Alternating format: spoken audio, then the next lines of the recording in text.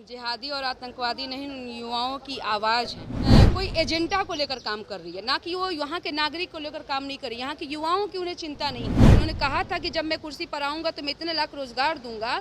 हालांकि हमारी सरकार चोर दरवाजे से नहीं बन पाई।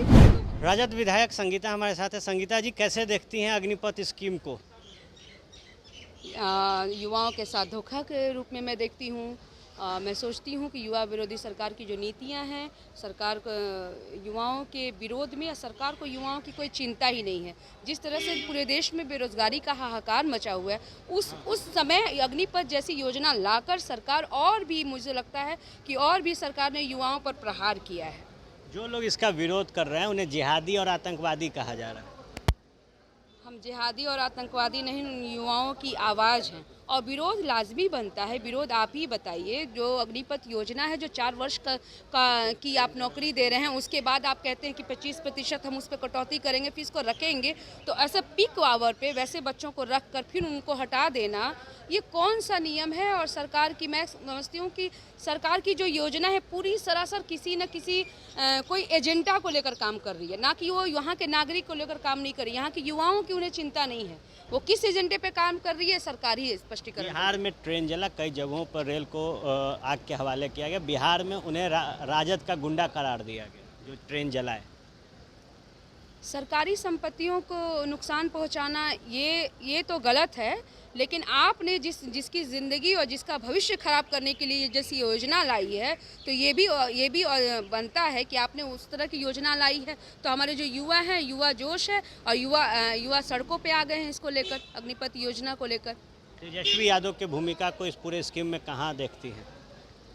हमारे नेता प्रतिपक्ष तो हमेशा युवाओं की बात करते थे। सरकार बनने से पहले हमने कहा था कि दवाई कमाई सुनवाई, इस पर हमारे नेता बात करते हैं और युवा हैं और हमेशा उन्होंने युवाओं के रोजगार की बात की है। उन्होंने कहा था कि जब मैं कुर्सी पर आऊँगा तो मैं इतने लाख रोजगार दूंगा। हालांकि हमारी सरकार चोर दरवाजे से नहीं बन पाई।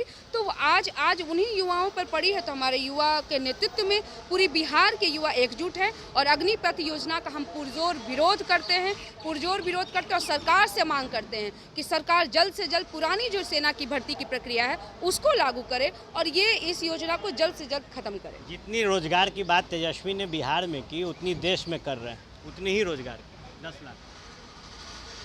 तो रोजगार तो, बेरोजगारी तो चरम पर है। युवाओं का देश है और युवा जहां बेरोजगार हैं तो किस देशभक्ति, राष्ट्रभक्ति आपकी कैसी सेवा हो पाएगी? जहां बेरोजगारी है वहां आप किस तरह से युवाओं से चाहते हैं कि देश सेवा कर पाएंगे? तो सरकार को फिर युवाओं की स्थिति तो सही मायने में, क्योंकि हर चीज़ देख लीजिएगा, चाहे आरक्षण को ख़त्म करने की नीति हो और कई यूपीएससी तक में लेटरल एंट्री के माध्यम से जो एंट्री हो रही है, तो कहीं ना कहीं ये कंपटीशन को भी ख़त्म करेंगे। अभी तो प्रतियोगिता परीक्षाएं हो रही हैं, आने वाले दिन में वो भी ख़त्म हो जाएंगे। चलिए, तो आप सुन रहे थे राजद की विधायक संगीता कुमारी को। बहरहाल तमाम खबरें आपको यूं ही मिलते रहेंगी। बने रहे फर्स्ट बिहार के साथ। धन्यवाद।